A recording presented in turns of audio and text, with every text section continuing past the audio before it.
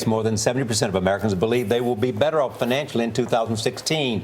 Fidelity Investments says people are making finances a priority in their New Year's resolutions. The top 3 goals: saving more, spending less, and paying off debt. CBS News business analyst Jill Schlesinger is here with how to make that happen. Jill, good morning. Good morning. How do we make that happen? Well, I think that actually those 3 goals are pretty good goals because they're the basic concepts of all financial planning. So obviously saving more, paying down that credit card debt, living within your means, those are all lofty goals. But also, it's another part of this which is paying attention, being engaged, whether that means figuring out which app to download on your phone or which investment is going to be the best for your 401k. We really want people to focus on this, especially now that it feels like the recession's behind us. Time to normalize our lives. I mean, one way that the recession is behind us is what the Fed's decision on the interest rates. How do you think that affects the markets, the economy this whole year? This is going to be a huge year for investors because as the Federal Reserve continues to increase interest rates, markets are going to react. And right now, based on the futures, that's the bond market, it's predicting 4 rate increases this year of a 1/4 point each. So we'll end the year with 1% higher rates. Great news for savers. Maybe you get some better CD rates. Not such great news for borrowers who may see the costs of loans start to increase. For investors, I do think it's going to be a dicey year, though. And if you have a mortgage, what should you do?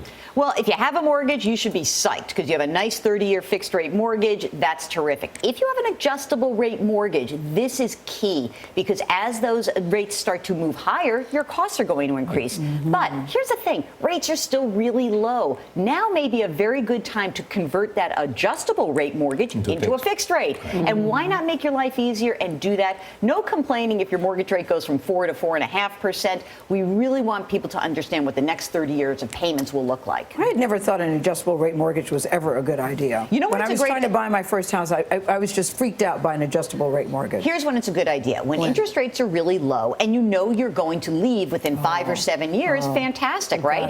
Hey, I'm a resident. I'm going to be going to a different place. You know, I'm a doctor. I'm going to be mobile. I'm not staying in this house. That's fine. But for most people, a fixed rate is what we would. Is this a good year to buy a house if you're thinking about buying one? I think this is the year where more people are going to be able to buy a house. And yes, I do. Look, we had a problem last year. We didn't have a lot of houses for sale. The inventory was quite low. We're seeing more houses come onto the market for 2016. That should be good news. Hopefully prices stay reasonable. And again, with rates low, I think that's a very good thing for most homeowners. What about IRS changes for retirement in 2016? No changes. How about that? You're still at $18,000. But you know, it's funny. A lot of people say to me, oh, isn't it stink that they didn't move it higher?